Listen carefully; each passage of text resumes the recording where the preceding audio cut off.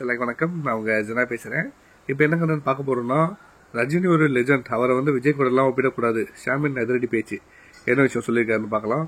நம்ம திரையுலகில் ரசிகர்களுக்கு மத்தியில் பெரிய வரவேற்பு இருக்குது. இந்த வகையில் சமீபத்தில் ஒரு பேட்டில் கலந்துகிட்ட நடிகர் ஷாம் திரையுலகின் முன்னணி நடிகர்களான சிவகார்த்திகேயன் மற்றும் விஜய், ரஜினி பற்றிலாம் வெற்றி பயணங்களை பகிர்ந்திருந்தாரு.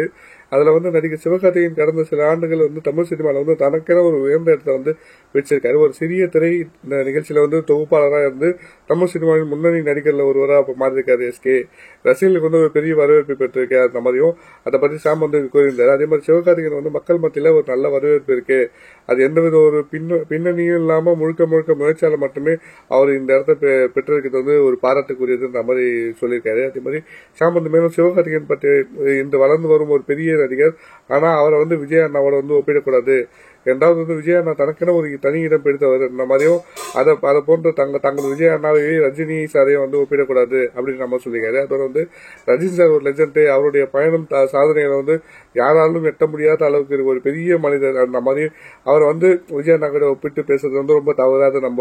அவரும் விரும்ப மாட்டாருன்ற மாதிரி சிம்பிளா சொல்லியிருக்காரு. இது கரெக்டான விஷயம் தான்.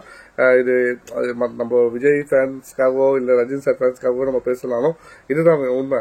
தமிழ் சினிமாவில் தனக்கென ஒரு அடையாளத்தை பெற்றவங்க தான் இவங்க 3 பேருமே.